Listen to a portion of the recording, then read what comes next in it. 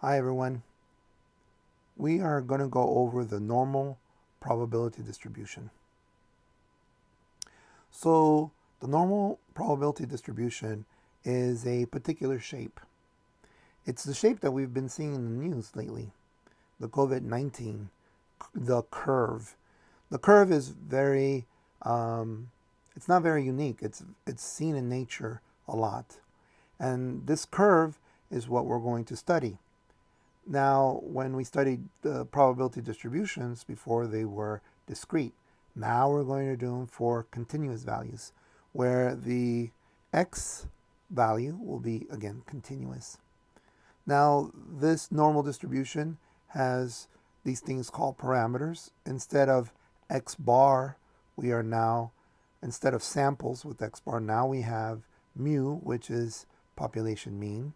And just like any other mean, that's the average, the center. And then you have the standard deviation. In samples, it was S, which was the spread.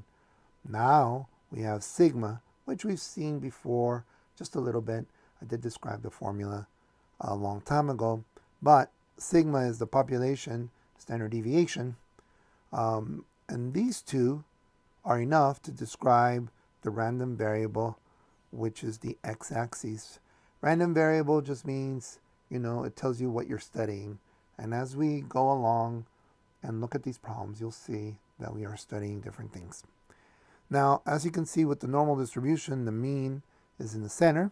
And then you can see that the next value over, and you can think of this as the value that is above average. You can see you have mu, and then you add sigma to that. And then the next value over, you can see you have mu, and then you add 2 times sigma. And then over here, you subtract sigma from mu, which is below average, and then you write the next value over here, and here you have mu minus 2 times sigma, because you are going 2 standard deviations. So this concept of spread, which is the standard deviation, is very similar to the idea of when we were doing the dots and the boxes, remember, and we were squaring them and all that. That idea of the spread, that's the same thing over here. Okay, so one of the properties that the normal distribution has is, one, it's a symmetrical type of graph, symmetrical from mu. So this half and this half are symmetrical, mirror images. The total area under the curve is 1. And that's a little bit hard to think about. But if you've been watching the news and you've been looking at the curve, right? The curve is in blocks, right? They're representing by days. And the area, they're trying to make the bars go smaller and smaller and smaller, right? It was small at the beginning and then large and then small and small. These bars represent a certain amount, a certain area. And so all that area, right, you can add up as a percentage, just like the probability distribution tables. And these percentages, they all equal to 1, okay? That's very important, and we'll get to that as we move forward doing these problems. And then the curve never touches the x-axis, so this curve never touches the x, something that you should be aware of. And then to describe any normal distribution problem, you say n, and then you say mu, comma, sigma. These two values, they usually give you in the problem. When you have a problem, they usually give you those two parameters, these two values. Okay. All right, let's keep moving. And then the curve is continuous. These values are continuous. These values also are continuous, even though you'll see that they'll say 8 and 10 and 12 or something like that. In between 8 and 10, there are values that are fractions and such. So you'll see a lot of fractions and decimals as we move forward. Okay, the important thing is that in nature there's this thing called the normal distribution, and again that's what a lot of people are calling in today's news the curve. And the curve has certain properties. These are the properties. All right, now let's look at an example very quickly of tire lifespan. Let's say you have some tires, and their average of the they've taken these tires, they've driven the car with the tires, they've driven a lot of cars to test a bunch of tires, and eventually at a certain point they're like, you know what, the average of these tires, they last about 60,000 miles, and their standard deviation is 10, and they know that the tires have this curve, right?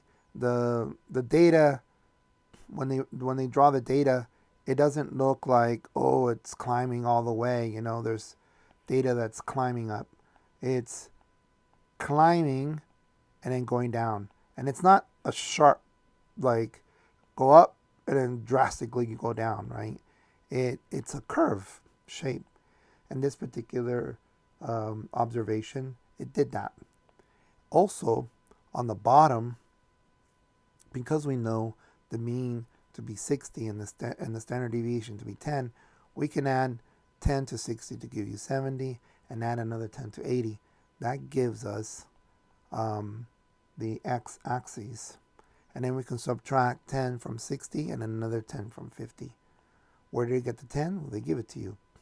So now you have the x-axis to do this problem.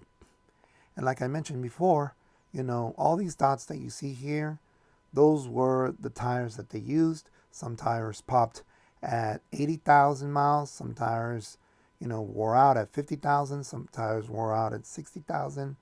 They're all over the place, right? So you can see that a small amount of cars, right here, small amount of cars, they couldn't do more than 40,000 miles, while a majority of the tires seem to be from 50 to 70,000. And then you can see that a few tires lasted more than 80. The question is, how do you know how long your tire will last? You don't. You can only approximate, right? You can say that the tire, you can pick any tire here that you want, any tire at random, but you wouldn't know which tire you picked, right? Like you go to Costco, I want this tire in my car, and they say, oh yeah, it lasts 60,000. You're like, oh, that's awesome. Well, it's possible that it will last at 40,000, or you might get lucky and it might last 80,000. How do you know which one you'll get? You don't, but you can get an educated guess of how likely you'll have a 40,000 K tire or an 80,000 K tire. That's where we're going. How likely are you going to get this one or this one? I don't know. So probabilities will know. Now, one thing that happens in this class is that we're going to use a calculator. The calculator will have to transform this into what they call the standard normal. Other classes do the same thing, but they do it on paper and they use a table. So a lot of the times when you do these type of problems, when they ask you not to use a calculator, they'll ask you to draw the standard normal. The standard normal is just a go-between so that you can calculate any probability for any problem that is a normal. I know that doesn't make any sense. That's weird, isn't it? You have a normal from tire lifespan, and it needs to be converted to something that you can find the area. What area are you talking about? Well, sometimes you want to know what's the probability that the tire will last between 50 to 60,000, and we'll figure out what that is. But you can't figure it out until you convert it into a standard normal. The standard normal has an average of 0 and a standard deviation of 1. Why does it have that? Because there's a formula for it. It's called the z-score, and we've done the z-score formula, but we did it for samples. This is the z-score that you usually use for populations. And so what's going to happen is we're going to take this formula and we're going to apply it here to convert it to a standard normal. This is usually the way that it's done through a table, but we're not going to do a table, but I still need to explain what is going on. So what you can do is you can take 40, pop it into the formula, right? The formula says take a number, which is 40. Take the population average, which is 60. Take the standard deviation, which is 10, and pop it in. Okay, pop it in, do the math. It gives you -2. So 40 for the normal distribution, 2 is represented.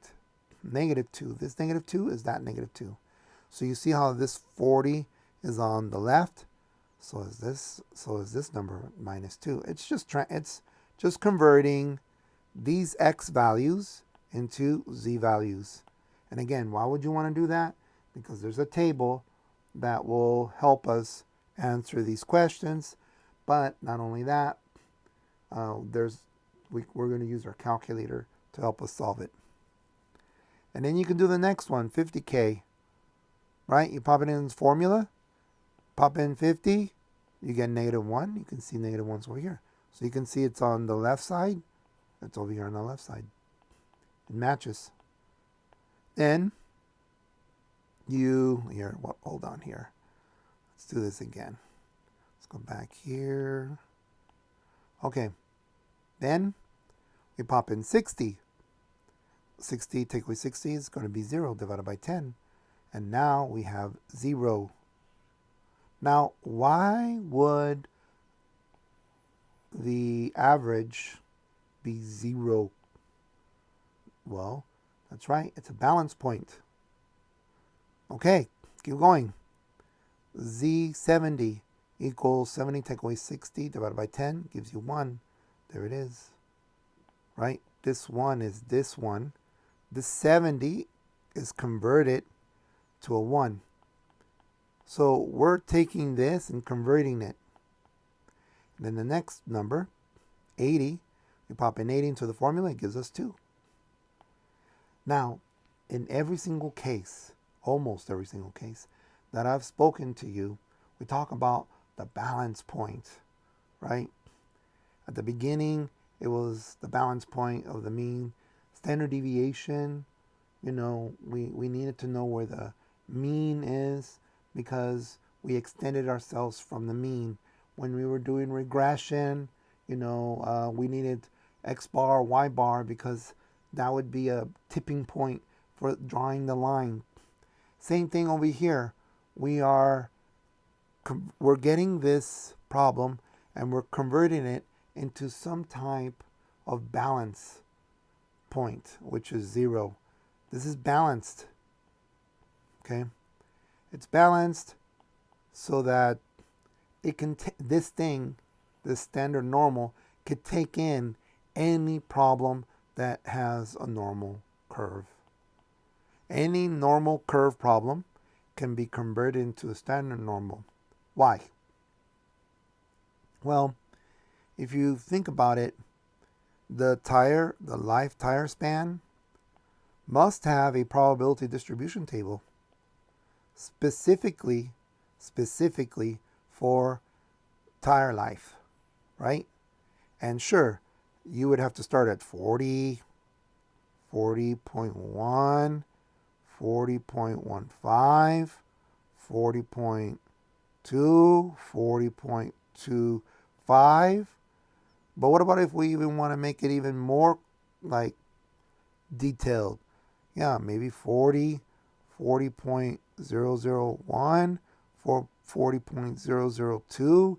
I mean, how big is this table going to be? Right? The calculator doesn't have these tables, especially for tires. Not enough memory would be in there.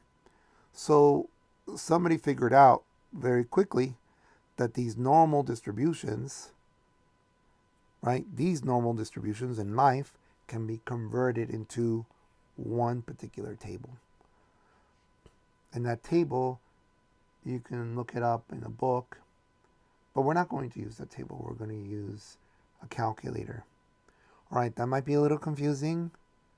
The important thing is that every problem is going to have a normal, and it's going to have to be converted into a standard normal so that we can use,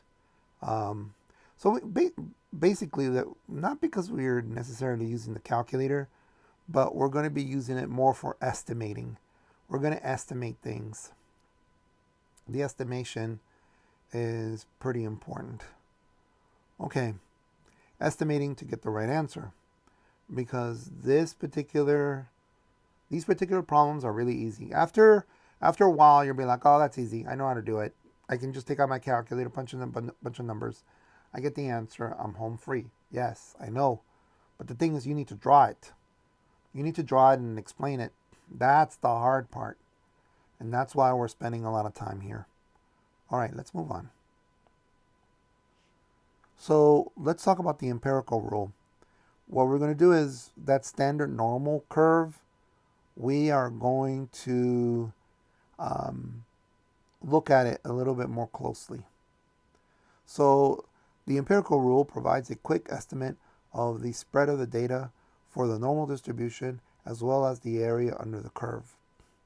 In particular, in this case, we're going to look at the standard normal. Okay. The standard normal is can be cut up into pieces, representing the spread, right? Above average 1, above average 2, 1 average below, 2 average below, right? These values right here represent standard deviations. 1 standard deviation above, 2 standard deviations above, 1 standard deviation above average, 2 standard deviations above average, 2 standard deviations below average, 1 standard deviation below average. This is balanced, right? That's what the standard deviation is for. It's a balance type of problem. Well, not really a problem, but a balanced normal. But we don't call it that. We call it the standard normal. And again, we can cut it up this way. We got 1, 2, 3, 4, 5, 6 pieces. Okay. Now, if we shade between -1 and 1, if we shade this piece, that's 68% automatically. Any normal, but in particular the standard normal, we go from -1 to 1, that's 68%. And there's, of course, we can think of it as when you go from -1 standard deviation all the way to -1 standard deviation to 1 standard deviation, then you have 68% of the graph. So that's 68% of the graph. That's almost 70%. That's a big chunk. And then 95% of this graph can be shaded from -2 to 2. 95% of this graph can be shaded from -2 to 2. And this is where a lot of people will say, if you've ever taken this class, that if you are, 95%, if you're in here somewhere, between -2 and 2, you're at 95%, you're 95% sure that you're between -2 and 2, 95% sure that you're in here somewhere. Which leaves us these little pieces, which would be a half of 5%. But if we shade that piece and the other piece, then this whole thing will be 100%. Now, some teachers will go into -3. -3 is like somewhere right here or something. -3, but we won't do, I'm sorry, +3, right? And then -3. But we won't do that because it's not worth writing all that down. Okay. Nice. So the empirical rule will help us identify pieces of the standard normal. And then we can even count these blocks. This block is 34% and this block is 34%. How do I know that? Because these two blocks are 68 and half of 68 is 34. The other half of 68 is 34. Okay, then this piece is 13.5 and this piece is 13.5. How do I know that? Well, if -2 to 2 is 95 and from -1 to 1 is 68, you can subtract those two numbers and then you'll have a certain percentage and then you divide by 2, right? Do you know what that number is? Right? So 95 take away 68. Oh, I don't know. Take away 1, right? That's 5, 6, 7, 8. That's 7. That's an 8. 27%. This is 27% from here to here to here to here. But I need to go half. Half here, half there. So half of 27% is 13.5%, and that's why it's 13.5. Okay, this is important because you're going to have to but you're going to have to know where everything is. And then the rest is 2.5. So you add 2.5, 13.5, what's that, 34, 13.5, 25, you get, that's right, 100%, right? As a table. Not as a, well, if we were doing tables, it would be for a table, but, and this is not really a probability distribution table. This is just a table to describe what's going on over here. So when we add those probabilities, you can see that it equals to 100%. So what? So what if it equals to 100%? How does that help me? It's going to help you because there's going to be problems that's going to say, hey, go from -1 to 0 or to mu. And what's the area that you shaded here? Because this is what I'm looking for. You'll say 34%. And then you're like, okay, I just answered my question. But we're not there yet. Okay, now we're going to do percentile, which we kind of sort of covered already, but we're going to have to explain it a little bit. This is what we know so far, right? We know that each piece counts for a certain probability. And the thing is, with probabilities in the normal distribution, it's a range that we're looking at. You see, in discrete probabilities, they'll say, what's the probability of a tire being 60,000 miles or something? And then you would answer it because you have the table. In this continuous probabilities, it's not going to be like that. It's not going to say what's the probability of 60K. It's going to be what's the probability between 40 through 60K, or what's the probability that it's less than 60K. There's going to be a condition where it's a range of numbers that you're looking at. You're not looking at one particular value. So this is why we need percentiles, because percentiles will help us give us ranges And those ranges are going to help us answer some questions. So, percentile is cumulative starting from negative infinity, which is over here, negative infinity. You see, we have the random variable z, right, which just gives us a balance point. And then 1 standard deviation over, 2 standard deviations over. And then we have something called percentile. Percentile is going to help us with the shading process and give us an estimate. And so it starts from negative infinity. So if you shade from negative infinity and you went up to negative 2, that's the same thing as saying the probability of z being less than negative 2, which is 2.5%.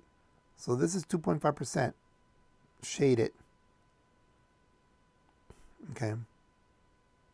Now if we keep on shading from negative 1 to infinity, we shade it from negative 1 to infinity, which is the same thing as the probability of z being less than negative 1, that's 16%. These inequalities you will see again. And what about when we keep on shading? You see that? That's half. If you shade half, that's 50%. That's the same thing as the probability of z being less than 0. Half. So when you have a problem that says, what's the probability that z is less than 0? It's 50% all the time. When you're using the random variable z, and when would you use the random variable z is when you convert the problem. And, I'll show you how to do that. Or the calculator is going to do it. The calculator will convert the x value into a z value. And then with the z value, you can figure out the probability and then the answer. What about if you keep on shading, right? Let's say you shade from 1, right? And go all the way to the left. Remember, it says right here, cumulative starting from negative infinity. Yes, you can start from negative infinity. And shade, and I want to stop right here. What's the probability of all this orange stuff? That's 84%. What's the probability between 0 and 1? Do you remember? 34. What's the probability between negative 1 and 0? What is that? 34. What's the probability between 1 and 2? This. What is that? 13.5. But what's the probability that z will be less than 2? Here's 2. Less than 2? Well, 1 is less than 2. What else? 0 is less than 2. What else? Negative 1 is less than 2. What else? Negative 2 is less than 2. Good. What else? Negative 3 is less than 2. What else? It keeps on going forever and ever and ever. But what is this probability? Oh, I don't know. 99, what is that? 97.5%. And of course, you can fill it all out to positive infinity, which will give you 100. So this table is really useful when we do the problems, okay? But we're not there yet. Almost. So we need to know what this template thing is going to be about. How is this graph going to help me? So you start off by cutting this standard normal into 6 pieces. You have your z-score, you have your percentile, right? And then each piece has its own probability. And when you add these squares, right? When you add these squares, they add up to a total. They're not squares, but these sections, right? They add up to 100%. So the key to doing these problems, and they're all going to be different problems, is that you'll have a random variable of x, which is the problem that you're looking for. When you fill this out, then you're ready to do the problem. Then you'll be more comfortable in answering the question. This is the thing that will be changing in every single problem, because the random variable is different because you're studying different things. So you're going to have, the problem is going to give you mu, and then you're going to add sigma to it, and then you're going to add 2 sigma to mu, and then you're going to subtract the standard deviation from mu, and then subtract 2 standard deviations from mu. Above average 1, above average 2, below average 1, below average 2. Mu will be given to you. Sigma will be given to you. Mu is the population mean. Sigma is the population standard deviation. And they usually give you these numbers when you do a problem. That's where you fill this in. And that's going to help you to do the problem. Let's keep going. Now, when you do these problems, you're going to find some inequalities that you need to be comfortable with. For example, sometimes they'll say, x will go into infinity, or x is greater than some value, a. Let's say this value here is 8. So the probability that x will be greater than 8. Greater than 8, yeah. 9, 10, 11, 12, 13, 1,000, million, gazillion, forever. It never stops, right? So when you see this symbol greater than, means it's going to be shaded to the right of that number. Or you'll see something like, hey, what's the probability between A through B? X is between A and B. Here's A, here's B. You want to know what's the probability here? We can do that. We'll be able to do that. And then X is less than A. Let's say it's 8 again. So the probability that X is less than 8. What's less than 8? 7, 6, 5, 0, minus a million. That's right. Isn't 0 over here? No, it's not. Because this is not Z. If that was Z, then yes, this would be 0, but it's not. Okay? Z is the standard, right? The standard normal, which is the intermediate that we need. Okay. The important thing is that when you read, it's going to ask you to draw one of these. Okay? And that's going to be important. You won't, in these problems, you won't see what's the probability that x is equal to a. Okay? In reality, probability of x equals a is going to be 0. And we can go into why it's 0 later. You can always ask me by email and I can give you a little reasoning. But you're gonna look for inequalities for these problems. Okay. So let me look at this problem here. Yeah, we can do it. Let's do this problem and then we'll take a break. So estimate the probability of a normal distribution problem. So let's go back to the tire problem. We have mu of 60, the standard deviation of 10, so it can be written this way. And let's say this problem states, like, so you have a bunch of tires, right? And you choose one tire. I'm going to choose one tire. What's the probability that when I choose this tire will last me less than 70,000 miles? What's the chances that when I pick this tire, that it's going to last me less than 70,000. The average is 60,000. So half of the time, the tire will last me 60,000. And then a little bit more after that, in probabilities, it's going to tell me how much it's going to last me. 70,000, right? Okay, so we draw our template. And yes, you're going to have to draw this all the time. I know, it's a lot, but you're going to have to do it. And then we have our random variable x.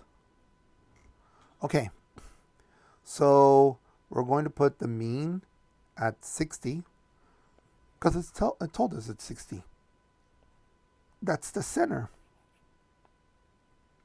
And then we're going to add 10 to that. Why? Because the spread, right, tells us it's 10 more after one standard deviation. And then add another 10 to 70. Then we're going to subtract 10 from 60 to give you 50. And then subtract 10 from 50 to give you 40. Okay, now you can see that, above average would be 70. And then 80 is also above average. And then 50 is below average, so is 40. But here's the deal. It says, what's the probability that it's less? If I pick a tire, there's a bunch of these tires. I pick one tire. How likely, or what's the probability? How likely, or what's the yeah, some people will say proportion, or what percent. But how likely is it that the tire that you pick will be less than 70,000 miles?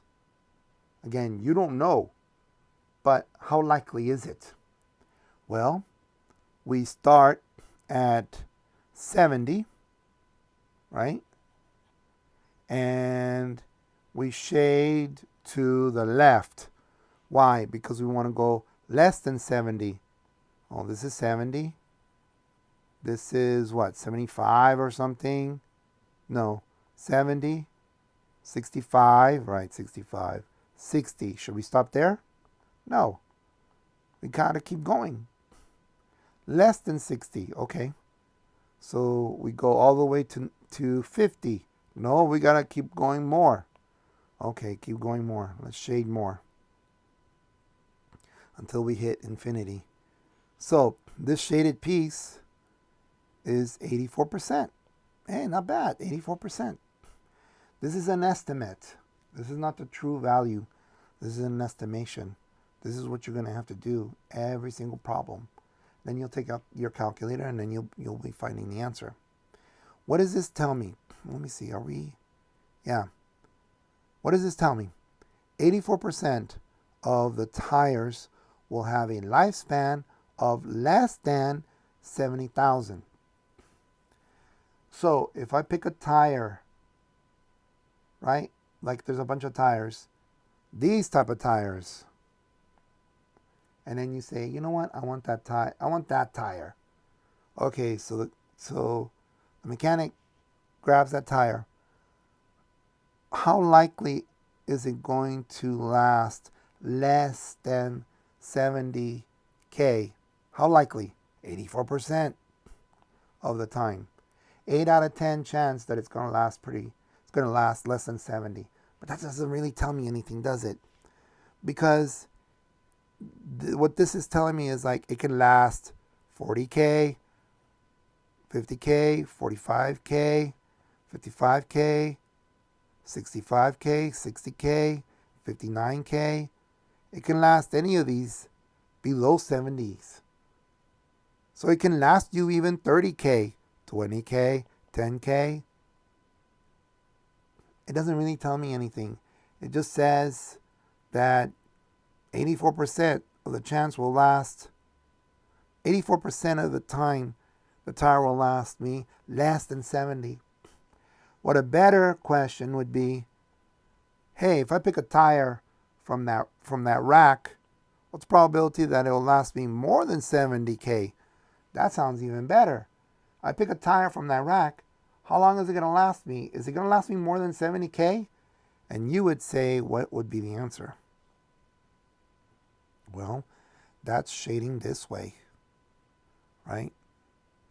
Or that's subtracting 84% from 100%, because it's the rest that we're looking for. How much is that? How much is that? Well, 13.5 plus 2.5, what's that? 13, 14, 15, 16, 16%. Or 100, take away 84% is 16%. That sounds more like better answer. If I pick a tire at random, how likely is it going to last me more than 70,000? 16%. Oh, then maybe I don't want that tire. Right? If this value, right, what's the probability that X is greater than 70 and it was 84%, that's pretty good. 84% of the tires lasting more than 70K, that's awesome. I'll take that tire because, 8 out of 10 chance that this tire is going to last me more than 70K. But that's not the case. Only 16% of the time the tires will last you more than 70. Most of the time, 84% of the time, it's going to last me less than 70. So it can last me 60 or 65 or 55 or 50 or 45 or 35. We don't know. And here's another thing too. I know this is taking forever. One other thing too. This likelihood of 84%, does that mean it's going to happen?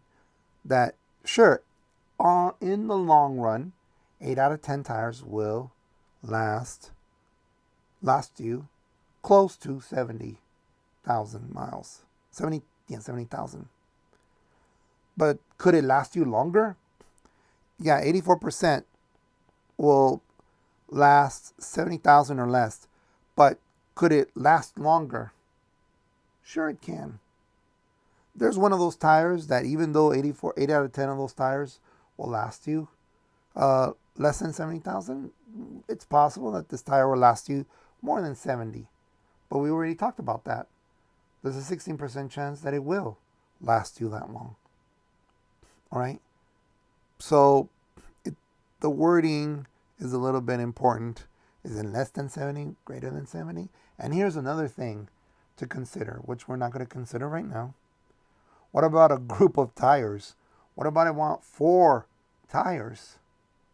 I want 4 tires. What's the likelihood that those 4 tires will last me greater than 70? That's a good question. Or what about if you have an 18-wheeler, right? One of those trucks that have 18 wheels. What's the likelihood that if I pick 18 tires, how likely is it that it will last me more than 70,000 or less than 70,000? That's a very, probably important question. And so in this case, the average is 60. On average, your tires will last you around 60,000. But then there are cases where you want to know, what happens if it's less than 60,000 or more than 60,000, or what's the probability that my tire will last more than 80,000 or less than 80,000. It depends on the situation. Tires is not, a great example, but you get the idea. Okay, so this is the first part of this video, and then next time I'll have the second part. So digest this a little bit, relax, no problems yet. You'll watch the next video, and then we'll have a worksheet for you. Or maybe the worksheet's already there, and maybe you want to start, but I wouldn't, because we have a lot more to do. We are really halfway so far. Usually this does take long not real life, in face to face. Okay, I'll see you later or soon. Bye-bye.